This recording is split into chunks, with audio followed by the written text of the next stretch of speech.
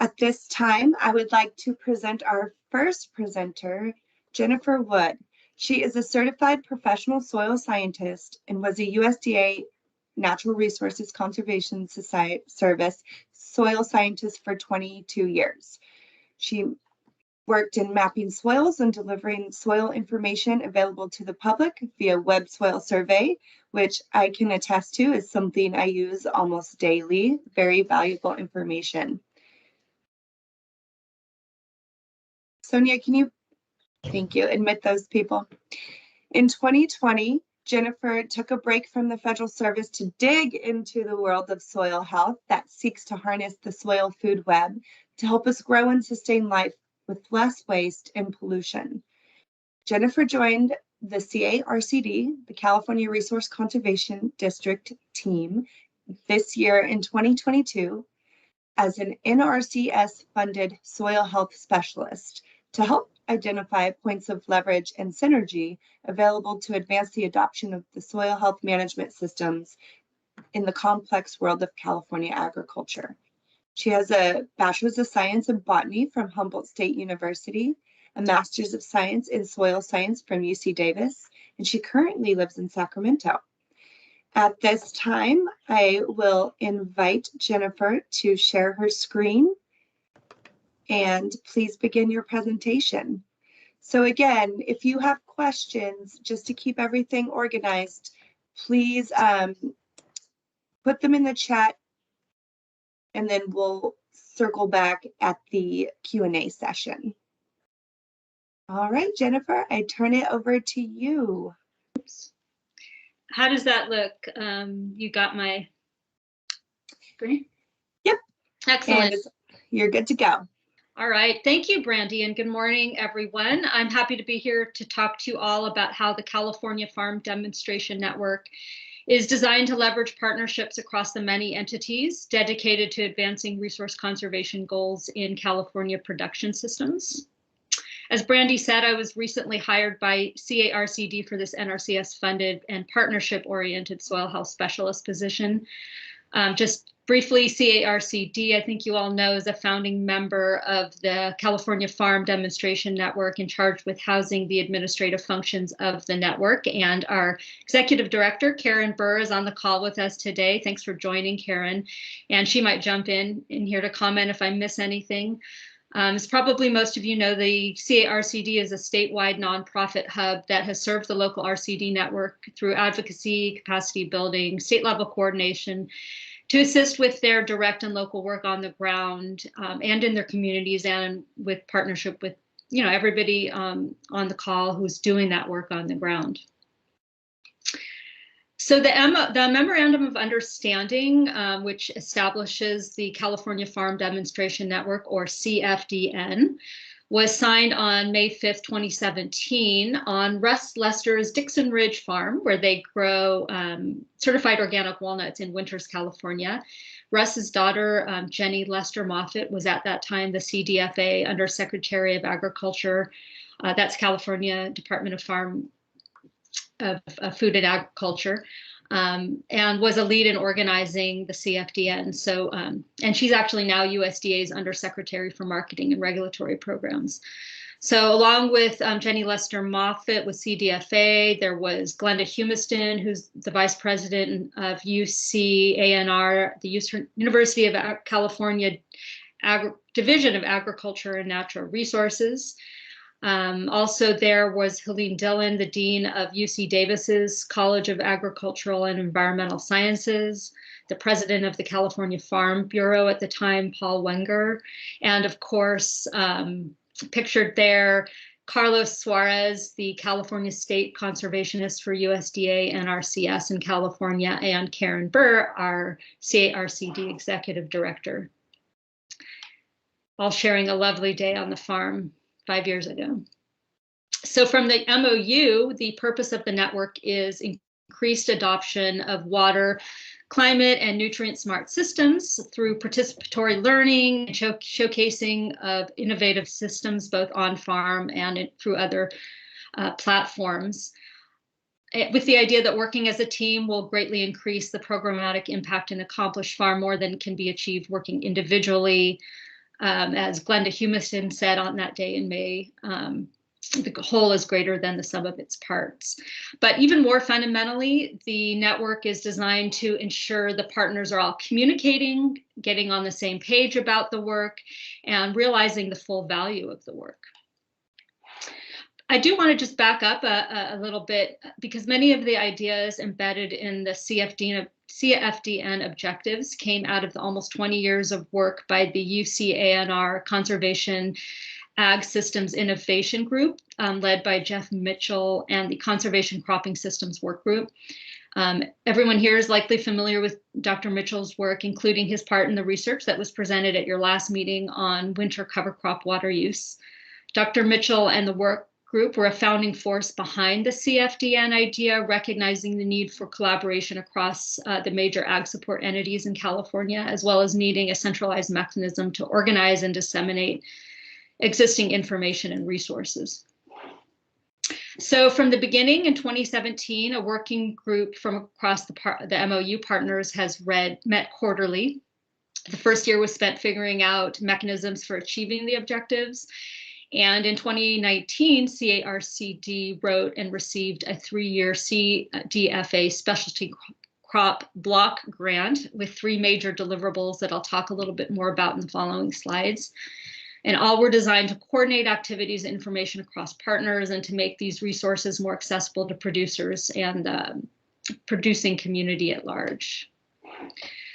So one deliverable was to hold 2 in-person meetings per year to bring together technical assistants and producers to share operational knowledge. Then COVID hit, and like everything everywhere, the meetings were moved online.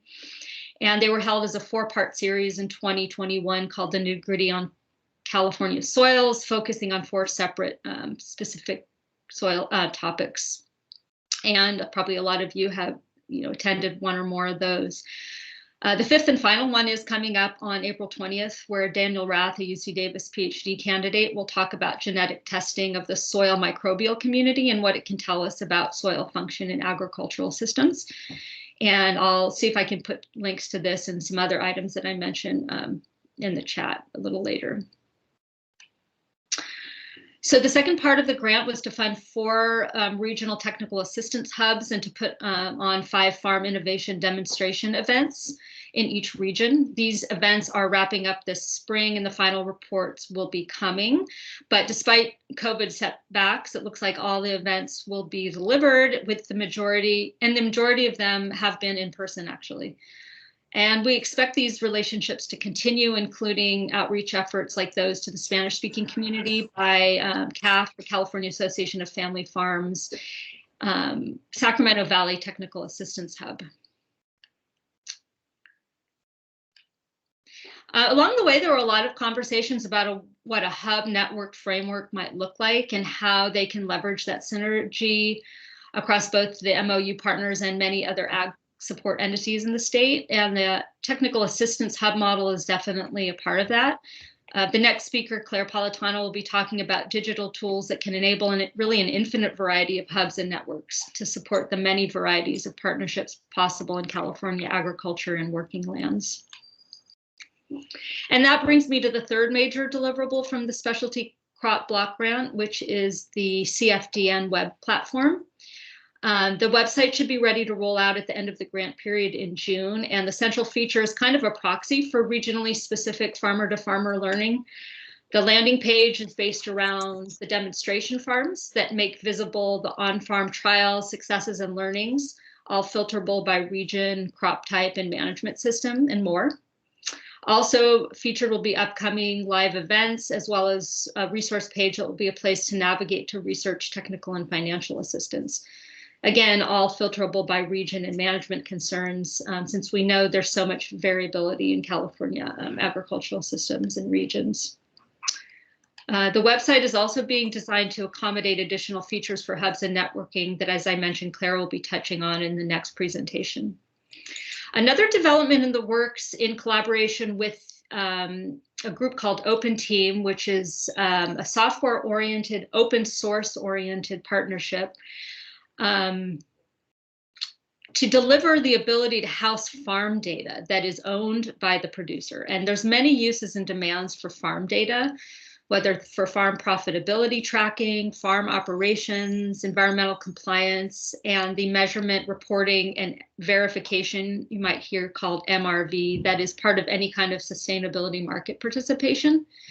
And the aim of the Open Team project is to make sure that the data is controlled completely by the producer so that all the value stays with them, and that the data is interoperable across platforms so they can more easily interact with the programs of their choice. Enter data once is kind of their tagline. In the meantime, the plan is to just have a very useful web tool platform to make more visible the great work that you're all doing continuously on the ground and make existing and developing resources more easily accessible.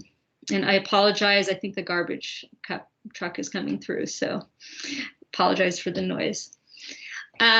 So the specialty crop block grant ends in June, and the CFDN partner work group will continue meeting to ensure that the website, hubs, and relationships developed over the last 5 years work well to increase the visibility of existing and continuing research, to showcase the established and evolving conservation systems, highlight existing and newly developed economic case studies, and to measure progress on shared goals.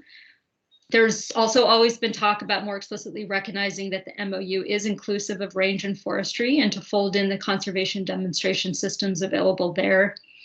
And as mentioned, and that Claire is going to be discussing ongoing discussions about adding features to the web platform to support and leverage all the many partnerships in the world of conservation on California working lands. So I want to thank you for your time this morning. You're all part of this project, so please email me your demonstration work, your ideas, and let's continue to build this network together. Thank you, Jennifer. That was great. All right. So again, if you have questions, you could post them in the chat, but we will be having a combined Q&A session at the end. And one moment. All right, so at this time, I would like to introduce our next speaker, Clairepolitano. Claire is a technologist dedicated to channeling resources to heal our communities and our planet. As a core steward of Terran Collective, she focuses on bioregional organizing and building technology for a regenerative future via HYLO, the coordination platform for a thriving planet. She studied architecture and politics at the University of Virginia and has spent years building nonprofits, tech companies, and sustainable and regenerative businesses, including Regen Network, Social Tables, Center for Science in the Public Interest, and the International Rescue Committee. At this time, I would like to invite Claire to share her screen, unmute herself, and please present us with your knowledge. Great. Thank you so much, Brandy, for that introduction. And thank you to the California and Nevada Soil and Water Conservation Society for hosting me today. It's lovely to be here with all of you. And thank you, Jennifer, for queuing up some of the things I'm going to be talking about. Can you all hear me okay? Yes. Okay, perfect. Yeah, okay, so my presentation is going to be focusing on the digital tools piece of this partnership conversation. And I'm going to be sharing primarily about HYLO, which is an open source community tool that I steward. And first of all, a little bit of disambiguation. Terran Collective is a group in the California Bay Area. We're a community of care and practice that work on regeneration in a variety of capacities. Our network includes land stewards as well as technologists, artists, community organizers, a whole spectrum of people working to advance the transition to a world that works for all. And we are members of Open Team, which Jennifer touched on briefly. Open Team stands for Open Technology Ecosystem for Agricultural Management. And it's a consortium of nonprofits that are dedicated to providing great tools for producers to use in their work and in their lives, to make their jobs easier and to provide sovereignty over their own data, as Jennifer mentioned. And so HYLO is this tool that we steward and develop, and Open Team brought HYLO into the toolkit of tools in order to provide a place for community among producers, because a big part of the need that this community is seeing is that growers need each other. They really need learning opportunities. And in order to scale the adoption of conservation agriculture and practices that restore the soil, there's a really important element of peer-to-peer learning. And so the work that we're doing with Open Team and with partners such as the California Farm Demonstration Network is oriented to support this rapid peer-to-peer mutual learning to step into conservation agriculture practices. So yeah, our partnership with Open Team is really about creating a place to support soil health and conservation. And what we've been doing with them over the last year is hosting a series of design sessions where it's a collaborative design session, and we have many, many different partners in the room, including the growers themselves, telling us exactly what they need. And so based on the needs that we've heard, there's a set of specific goals that we all have that are powering why we're doing this. So I definitely touched on these relationships of mutual support among all types of producers. We also want to build community among producers and the general public, and provide avenues for the general public to be involved in their local food systems and support it more actively. We want to also help the general public connect more with their landscape and have a deeper understanding of the land that they live on. And then ultimately, we want to support a greater flow of resources to support conservation and regenerative agriculture, because we need more of it.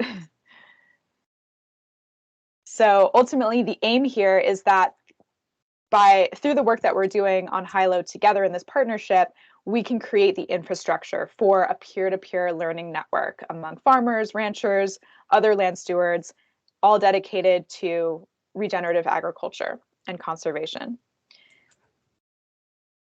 So here are some of the things that we've been hearing from land stewards, and we've been conducting a lot of listening sessions with the growers themselves, both just hearing from people about what their needs are and also sharing with them our designs that we've developed so far in partnership with Open Team and getting reflections on them so that we can keep calibrating what we're building to truly serve the producers and to be a tool that they will actually want to use and will actually deliver a lot of value to them. Because we don't want to waste anyone's time with yet another digital tool that doesn't actually provide value. So what we've heard, so these are just a selection. There's a lot of things, but growers, producers, land stewards, they really need mentorship, many of them. Some of them are open to offering mentorship. They really need market access. If you're going to take a bet and adopt some new growing practices, you want to make sure that you're going to have a market secured on the other end of that. Many growers really want to be supporting each other with things like equipment sharing and resource sharing. So maybe someone doesn't have the capacity to buy a brand new piece of equipment, but there's actually a neighbor that's willing to let them borrow it for a little while. So helping them figure that out is something that we've really heard a desire for. And then things like cooperatives and working together to develop supply chains. So a lot of farmers are looking for people to collaborate with in this way, establish joint ventures, things like that. But it can be hard to find the right match. And so with the designs I'm about to show you, we are developing HYLO to actually meet these needs quite explicitly. So everything that we're building right now, it's currently in development, and we're going to be launching these features in later this month and in May. Then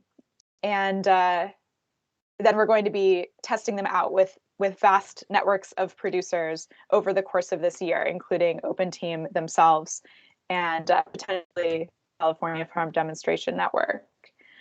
So I'm going to start showing some designs of what we're specifically building to support producers, but I'll also take just a moment to say what HYLO is in general, beyond a community platform. So what that means is just that it's a place where groups that have a shared purpose can come together and coordinate towards whatever goal is important to them.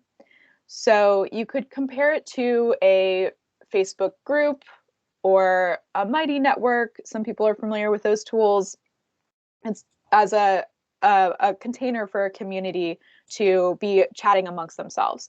And so the structure of HYLO is very similar to that, except we have a nested group architecture. So it's explicitly made for these networked groups, like that slide that Jennifer showed with all of the different groups that are connected to CFDN and all the groups involved in supporting producers in California.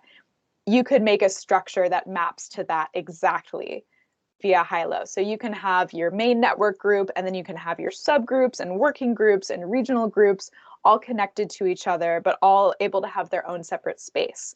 And it just matches how we actually work together in real life. And that's very helpful for networked groups. And so within HYLO, each group can have a profile, and the members in that group have profiles, so you can find the right people to collaborate with. There's a stream of posts, and posts can specifically be requests, offers, events, projects, and resources. And so that specific structure makes it very easy for people to advance their collaboration, because it creates a way for you to say, like, this is what I need. Can anyone meet me here? And by meeting those requests and offers for people in your group, it develops trust and relationship. And those things are so important to, any kind of collaboration. So what you see here is the top half of a grower profile on HYLO. And the way that these profiles are going to enter into HYLO is through that enter data once, use many times functionality that Jennifer spoke to briefly.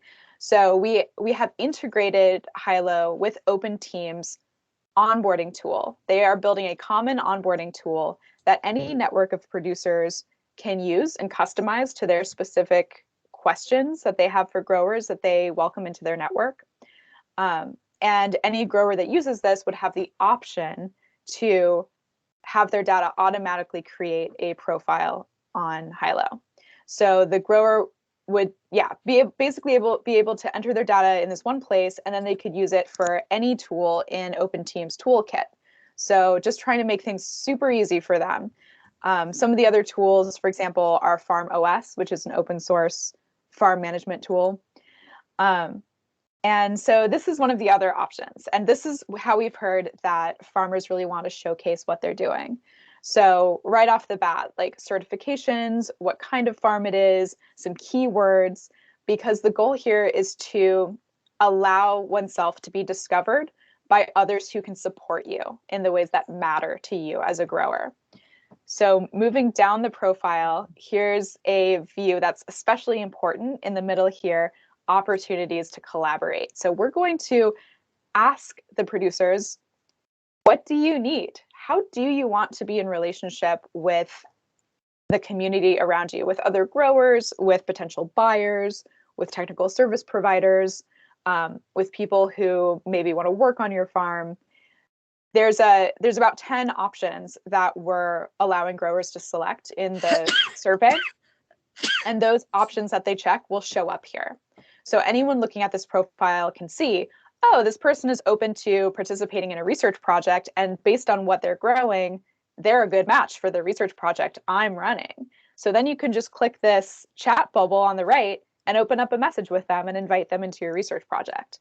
So the point here is that we're trying to really accelerate the collaboration.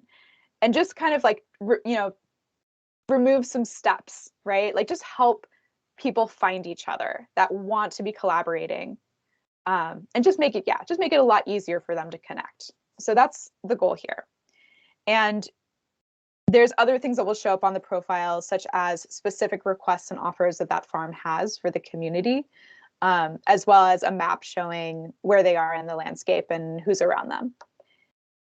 And regarding that discoverability, just showing a few more views here, there is a directory functionality in HYLO. And so specifically for farms, ranches, and other types of production operations, people will be able to search for those, both the general public, again, and growers and purchasers, technical service providers, anyone involved in the local food system will be able to search for farms for any of these purposes that we were just looking at, and surface, what's happening, what projects are happening near me, what's around on the map.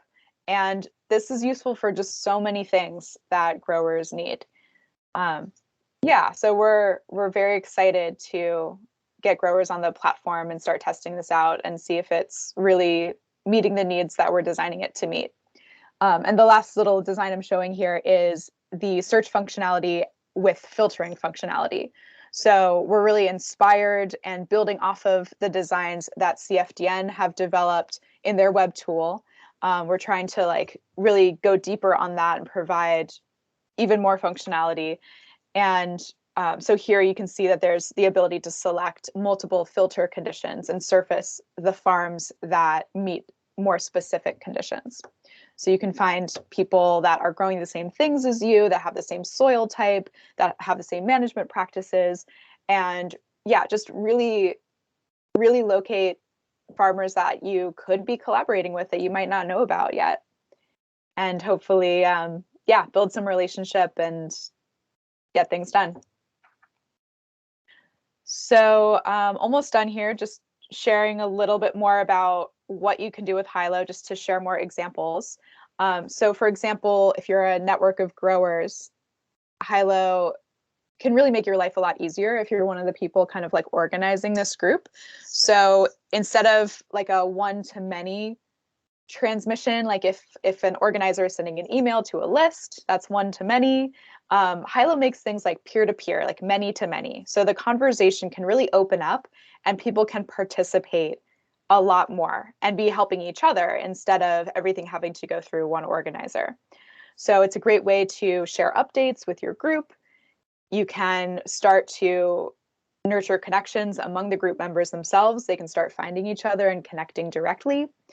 You can definitely be sharing about events, both organizing the events and promoting the events in person or online. That's all native in HYLO.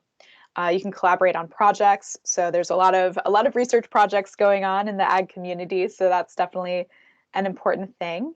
And then through the map functionality, just being able to see what is going on in your landscape that you might not have been aware of before. And things like nominating people for awards or funding, or helping people locate funding. That is a really important piece as well. So really quick on our timeline, we've been working on this specific collaboration with Open.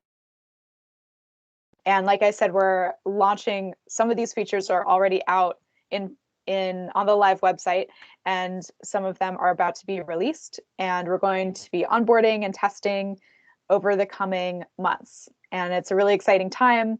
There's a number of networks of growers that are all going to be onboarding over the summer, basically. So we'll be testing and seeing how it works and calibrating accordingly. And we'll definitely be sharing out with our whole network of partners, how is it going and how can we improve and continue to support all of you in your needs. And the last slide here, just a quick word about our vision for the future of what we want to build. We really want to support even deeper peer-to-peer management of shared resources, common resources, and just looking at the landscape as something that really is a commons. It's something that we all depend on, the health of our landscapes. And so we're going to be building stewardship tools. And what that means for us is governance tools and finance tools, so that we can ultimately be getting to a place where all the growers in a watershed, for instance, could be in coordination with each other about, hey, how do we fund restoring the stream that goes through all of our land? How do we all amongst ourselves decide maybe we want to all adopt riparian buffers and start thinking about how all of us that are touching this stream could be taking care of its health. And this, it might seem far-fetched, but that's where we want to get to, where we can all be in community together as growers and as the people who depend on the land together, in partnership, caring for our most critical resource, the soil and the land itself. Yeah, so that's all for me for now. Thank you so much, everyone, and excited to discuss more and take questions later. Fantastic. Thank you, Claire, for that great presentation. All right. So yes, as Claire stated, we will have questions later. If you plop them into the chat, please, if they're for a specific presenter, please write who the question is for also. Just makes it easier for me to track on the back end. Okay, so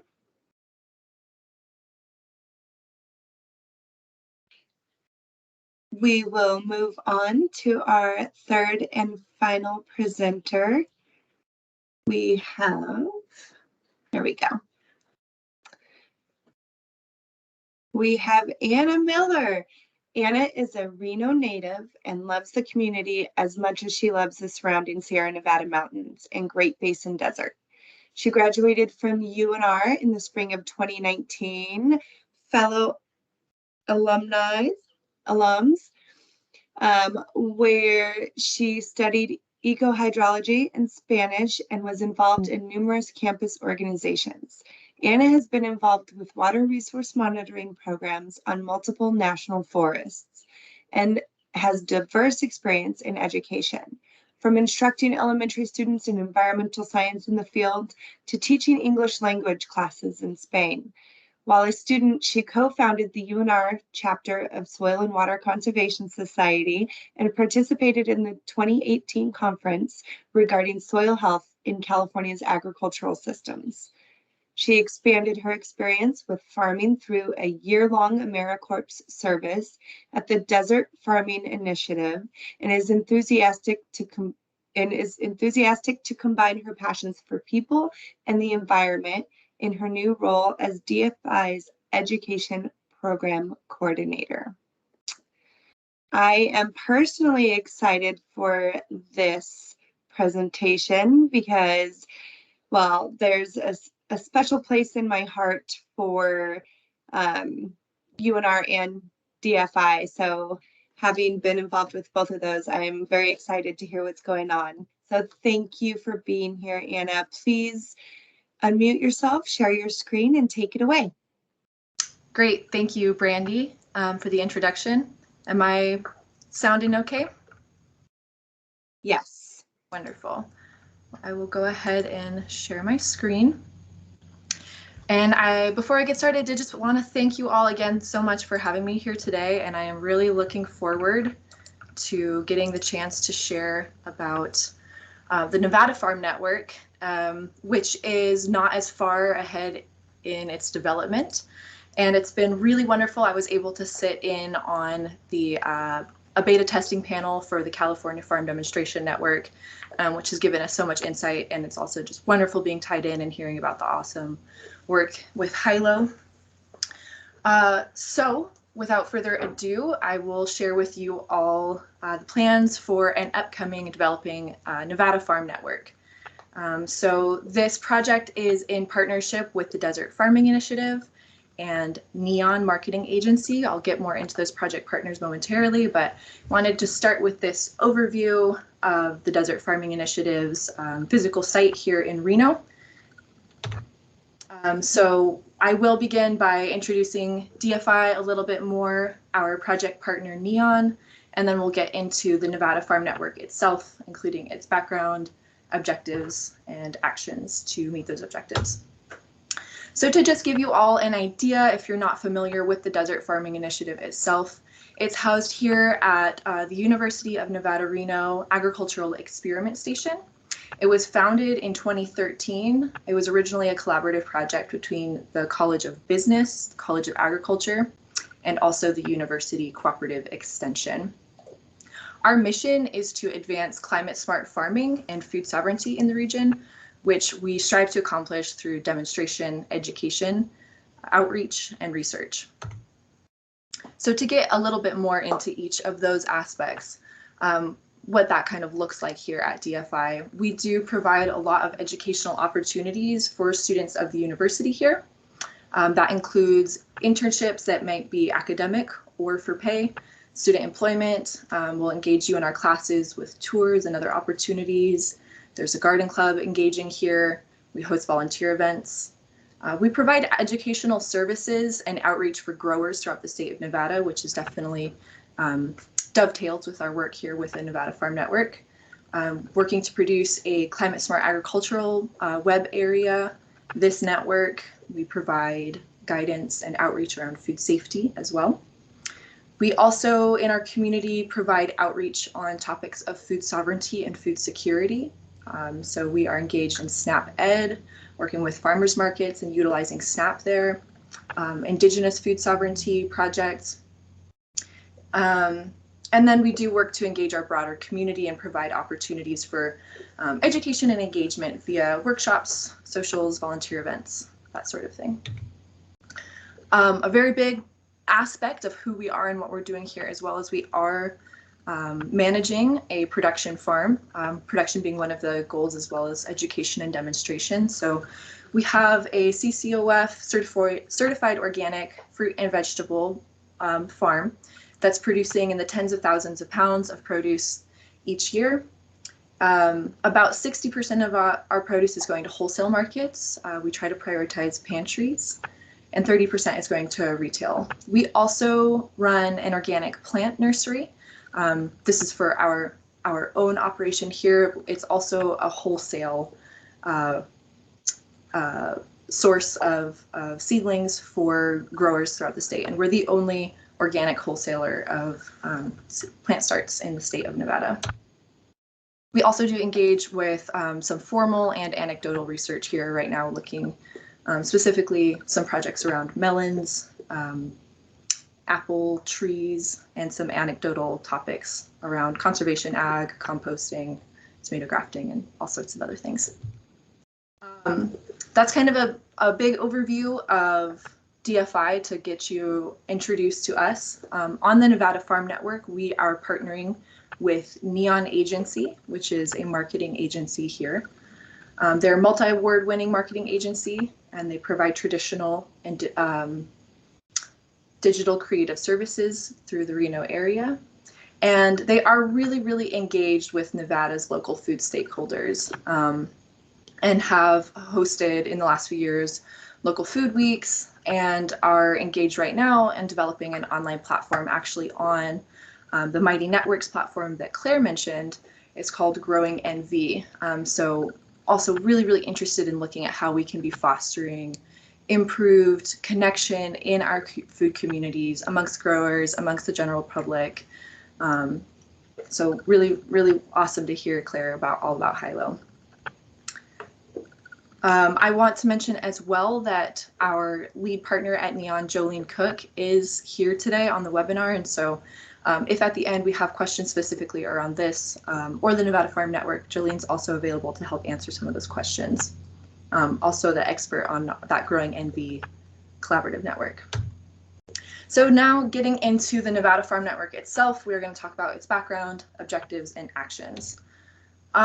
So I will start out by saying this network is in its very beginning, early stages. So we're really looking forward to getting to build this out. The idea came about noticing that there's currently no aggregated online resource for farmers in Nevada. In the way that many other states do have farm networks, there wasn't something filling that role here in the state. And especially that was lacking amongst the small to medium diversified commercial specialty crop producers. There are, of course, a number of agencies or organizations that are providing valuable information, but it was limited in its ability to disseminate, market, and sometimes information was hard to locate or out of date. So another aspect of farming in Nevada that was posing a challenge is that Nevada's farming communities are relatively small and they're isolated from each other, kind of widely spread throughout the state. So it makes it difficult for farmers to be able to connect with each other and also with supporting agencies and other organizations to get really valuable information that they need from each other and from online platforms potentially. We at DFI in our outreach efforts have in the past done a lot of engaging farm communities and farmers via in-person events. And with the COVID-19 pandemic, we shifted a lot of our outreach onto virtual platforms and actually saw kind of a silver lining of the pandemic, increased engagement in a lot of this. Because of that geographic isolation and just widespread, it's very hard for people to be able to gather together in the same space. And so we realized that leveraging virtual platforms could be really, really powerful for the specific needs of farmers in this state. So together, DFI and NEON applied to and received funding for a 2-year pilot project from the Specialty Crop Block Grant Program to create the Nevada Farm Network. And that will be running from this month, it's beginning, to 2 years out in 2024.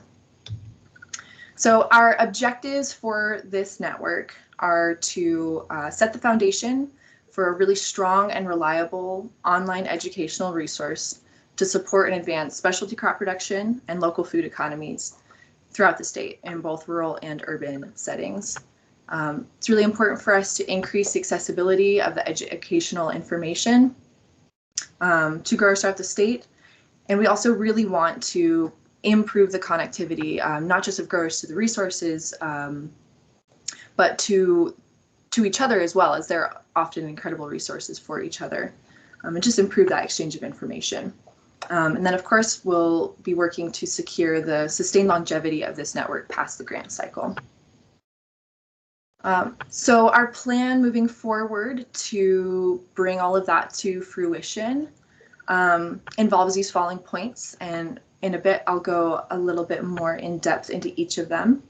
But we plan to organize a specialty crop stakeholder committee to inform the development of the network. We'll be working to conduct a statewide needs survey, select and work with demonstration farm sites, working with NEON to create educational and marketing videos around the network and for the network, developing an online platform for the network itself, facilitating virtual grower-to-grower forum events, and then planning for the ongoing management. So going into each of those a bit more in depth.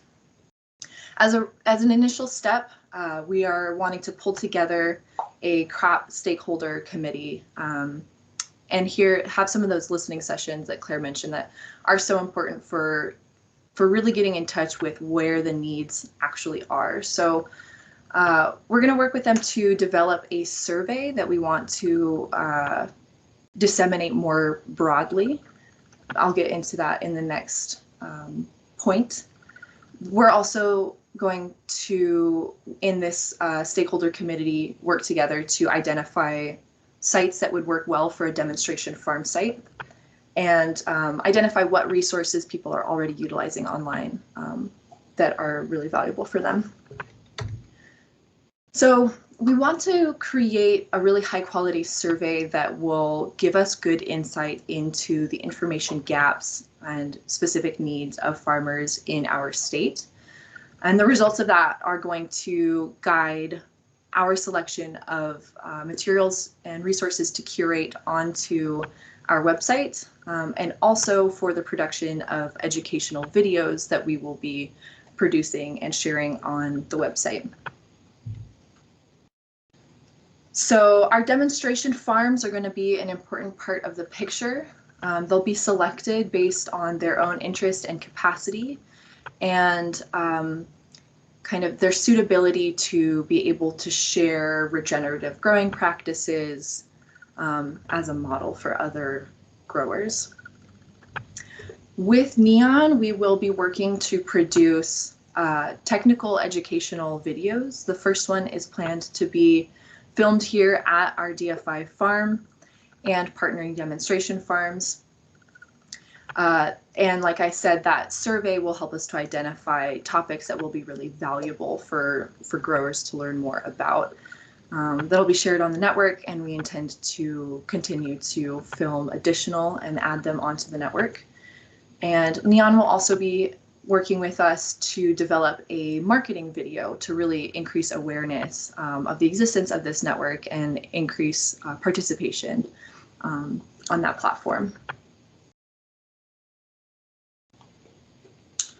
So creating the online platform is a really important part, of course, and it was so valuable for me to sit in on the beta testing panels and learn all about what the California Farm Demonstration Network is incorporating into their own. We still have a lot of planning to do before we are creating an official online platform for this. And as an initial step, we are hoping to really research networks like the California Farm Demonstration Network and others that are really inspiring us and learn from them. For now, and with an interest for sustainability, it's likely that our network will not be a standalone website, but will at the beginning be housed on the DFI website platform. That can help with sustainability past this initial grant cycle. Then within our website and housed on it, shared to it, we will be facilitating virtual grower-to-grower forum events. Like I said, we've seen some success and promise that we'll get a lot more engagement from farmers, or this is a more convenient way when we think about their schedules and where they are throughout our state to be able to participate.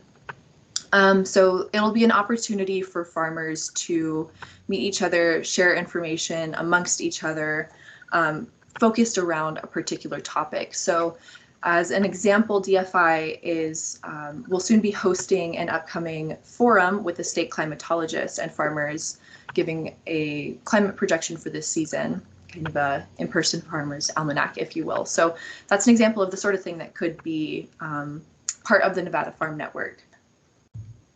Then we will need to plan for scalability and continuing management past the 2 years, and looking into other farm networks and seeing how they model that.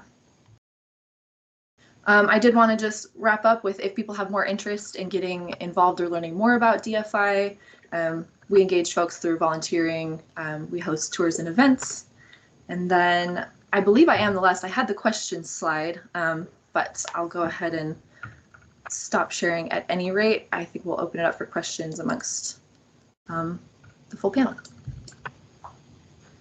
Perfect. Thank you, Anna. That was great. All right. So yes, you are correct. We will start our Q&A session with the full panel. So panel, please come back on. And Claire, I know you have to jam in about 7 minutes, but we got you for 7 minutes still. Okay, great. So there are a couple questions in the chat, and then I have a few that have been messaged to me as well. So this question is for Claire, or I believe it came in during Claire's presentation, and it would really apply to anybody, really. So, oh, actually, Mr. Rob Roy has his hand raised. I like to take in-person questions first. So please unmute yourself, Rob, and come on and ask your question. Okay, hi, can you hear me okay? Yeah, Yes. Hi, good morning. Good morning, everyone. Thank you all so much for participating. It's this really fascinating topic. I enjoyed it immensely. And all of you. And, you know, Claire, I'm really interested in your collective and your sharing website there, you know, as an NRCS employee and working with a lot of small to medium-sized farmers that are interested in planting cover crop in the fall, usually in November. They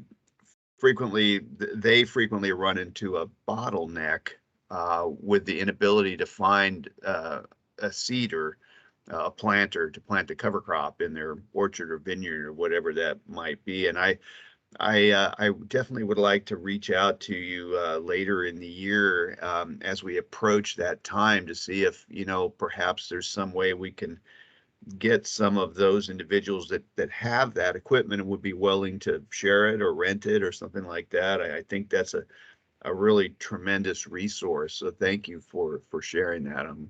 I'll be checking back with you later. Thank you.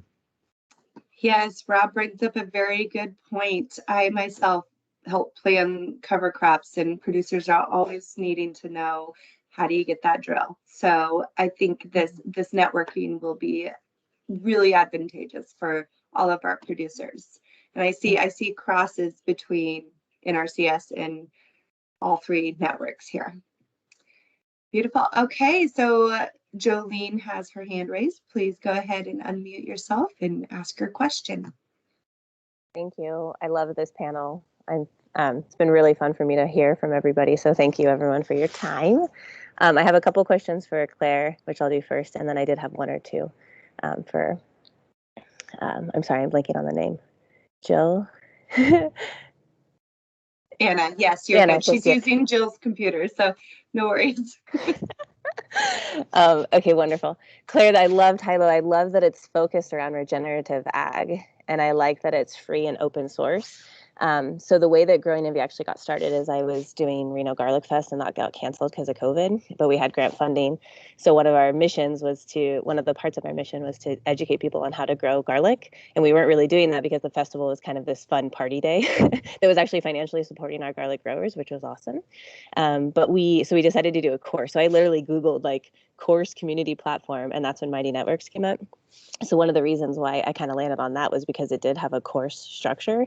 And I did go into HYLO and did a quick little search before this opportunity here, but is there the ability for courses? And that doesn't really matter if it is or isn't, but that was the only thing I saw that Mighty Networks had that HYLO didn't. And I think that it can be two separate things. Like I can definitely see the Nevada Farm Network engaging in HYLO because of its regenerative ag functions and the nesting. But is there, and I like the events and all the other things you were talking about. I think it sounds really, really beautiful and awesome, and like a future opportunity for technology to marry with land stewards, right? But are there plans for having like kind of curated content and I get that there's resource sharing and stuff like that, but I'm just wondering, that course feature on Mighty Networks is kind of convenient, especially we have a garlic growing course on there right now, and I'm producing a gardening course. So yeah, that's my first question. Is there like kind of that structure that would be able to garner in like a really kind of, strategic section by section way on HYLO? So yeah, so at the moment there is not, although people do teach courses on HYLO and it works fine. We have, I would love to have a separate conversation. I was with actually you. thinking that maybe we should have a meeting so I can like stop. But yeah, great. Okay. Yeah, please email me. I'm going to drop my email in the chat. But we're planning to build learning management into HYLO this year. So hopefully we'll get to that within like a quarter or two. It's definitely a huge request from many different groups using HYLO, and we want to just knock it out so that people don't have to go to Mighty and pay them lots of money every month. Yeah, because that's one of the things, like the grant funds paid for it, but it's $972 a year. And with my gardening course, we've already made that money. So that's okay. Like that makes me feel like there's longevity with like our local food community. But yeah, I liked that it was free and open source. So that's awesome. Okay. And then one other quick question. Can profiles be made for farmers? Because I am on the board of Reno Food Systems, and the farm manager is like not interested. She doesn't even want to be on Growing Envy, and she's like one of my dear friends. So I was just thinking, is there a way that we could create a profile where she would be interested if she was getting direct support, like if she was benefiting directly from it, or does it have to be where like the profile is made by the person? Yeah, you bet. So we've designed with that exact scenario in mind. With the onboarding tool that Open Team has created, it can be the grower themselves, or it can be a technical service provider or someone representing them. And that person could then like enter like who is the actual contact for the farm, and then create profiles for everyone involved on HYLO automatically. Okay. So easy to do. Okay, awesome.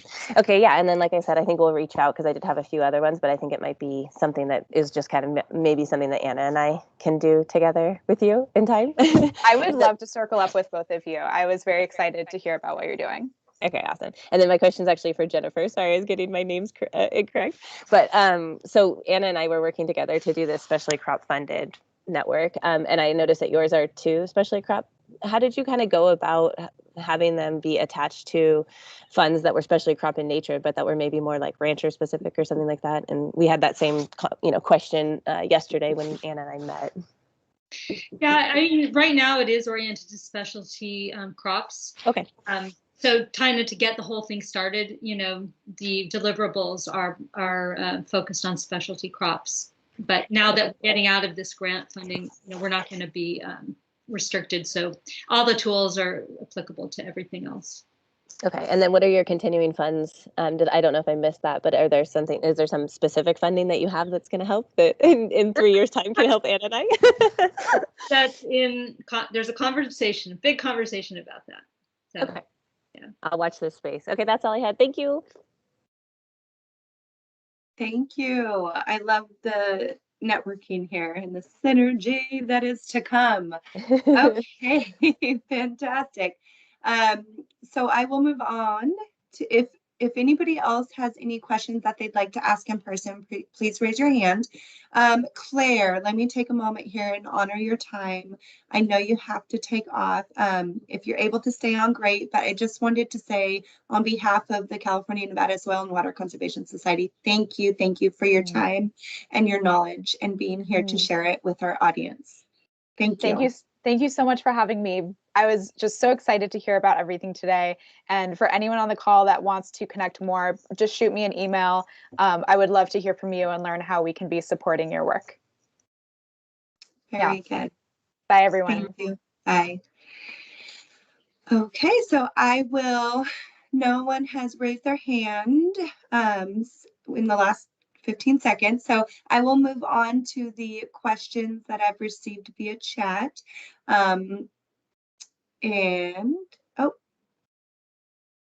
Sorry, Jolene left and came back in. Here she is. Okay, I will move on to the questions that I have in chat. And I also wanted to remember that Jennifer wanted to share some links. So I just copied those and I'm going to paste them right now if you're okay with that, Jennifer. Very good. So those are some links for the information that Jennifer had mentioned during her presentation. Some of the links aren't showing up as links, so you might have to copy and paste those into your browser. All right, so we did have one more question for Claire before I let her go, so my mistake, but there was a question here that I think pertains to both of our other networks as well. Have you found that your initial farmer interest is smaller or larger farmers? Jennifer, you first, please.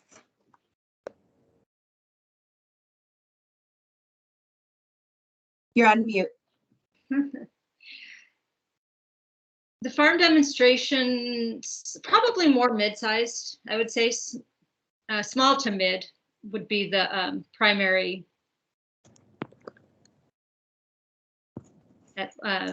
producers at this point that are the farm demonstration sites that will be represented in the first rollout on the tool. Very good. Thank you. And Anna, I know that you are just now getting off the ground, but do you have an idea of the need in your communities? I know they're they're spread throughout the state in the small communities like you mentioned. So do you find those are typically larger or smaller farmers? So I would say, of course, we have not done our big push for outreach around this and really trying to gain as much awareness and interest and engagement from farmers. At this point, our contacts are aware of this project. We have had some initial insight or interest from people in partnering in a demonstration farm type capacity. And those farms tend to be smaller to mid-size. That's partially because that's what we are, and that's what the Desert Farming Initiative just historically has been in more contact with. We're really interested in trying to engage with some of the larger farms as well.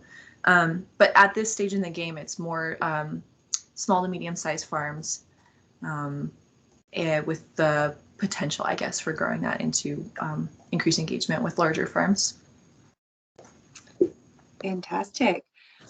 All right, so to start these networking programs, and this is kind of a question / suggestion for Anna as a suggestion, question for Jennifer. To start these network programs, have you identified farmers who are mentors in their communities, and will you spotlight those first? Or is there another method you're using to reach the community? So the suggestion for Anna is potentially looking at community mentors, which I think you likely will. And the question for Jennifer is, have you identified farmers who are mentors, and will you spotlight them?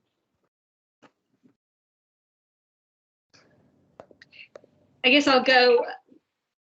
There are a lot of folks who are doing these conservation are implementing the conservation innovations, and all of the networks, the RCDs, the NRCS offices, folks like, CAF and the group up in Chico. I mean, we know all of the folks who are really doing the innovation work. So those are the people that, I think we start with to highlight their work, to demonstrate it. And from there, I mean, the idea is from there, that's where you get the interest of their neighbors. And that's where the peer-to-peer, I guess, works, is see if you can get their neighbors to come on and look at their systems and do some sharing. Also, though, with the, it's not just kind of the early adopters, it's also the folks that are working with the sustainability programs with some of the growers alliances, like the Almond Board has a lot of folks who are taking on conservation system innovations in their operations. So that's also a good way, and that's some of the folks that we've communicated with as well.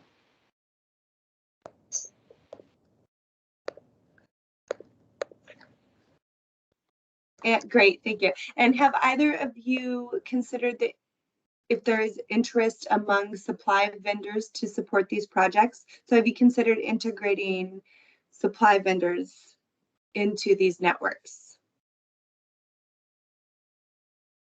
Anna, is that something that has been considered in these young stages of the Nevada Farm Network?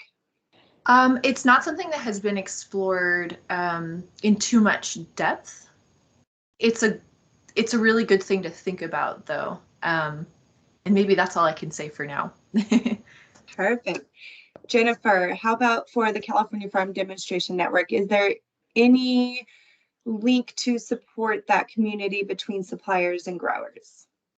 Yeah, as I was talking about in my presentation, there is this definitely a conversation. Well, there's kind of two separate conversations. One is how much will the private sector engage with on the web tool and in the network, and I think that there's a real appetite for engaging with the private sector and markets. There does need to be some curation, maybe, so it's not just like a wild west of people using it as a marketing platform for their own services. But to connecting growers and markets for sure, and to facilitating that in some way, certainly with this idea of the farm data capacity, so that farmers can have records of their sustainability practices, and then be able to add, get value from that. by marketing that to the vendors, so that those vendors then can say, well, we can add value to this product for ourselves as well, when we're marketing this to the consumer, because the consumer is demanding and asking for information about how the food was grown, and how do we make that easier for the farmer to do, and to capture the value from that. So that's definitely a big conversation ongoing. Absolutely. Okay. Well, thank you so much. Thank you both, and Claire, for your time and energy it took to put this webinar together, for your presentations and sharing your knowledge. I do want to be respectful of everyone's time. So at this time, I would like to post up our last slide here. And just to let everybody know, we will be posting this webinar recording on our chapter YouTube channel within 2 to 3 business days. We do invite all of our audience members to take a look, poke around our California Nevada Soil Water Conservation Society page, look for us on Facebook, and consider becoming part of our society. This is for conservationists, producers, anyone who is interested in being part of the conversation around protecting our natural resources. And I don't know if I mentioned it earlier, but this is a first for us, this type of webinar, bringing people that are bringing people together. So how to really harness all of this information and all of these resources for our producers and for our land stewards. And I hope to keep the conversation going. I hope that everybody who enjoyed this webinar will go look at the recording and share with whomever they feel has an interest. And at this time, our contact information is on the slide, and you had received the contact information of Jennifer and Anna and Claire. Please reach out with any questions. We thank you for your time, and thank you for being here and being part of the conversation. Signing off. Thank you all. Thank you all so much. Take care.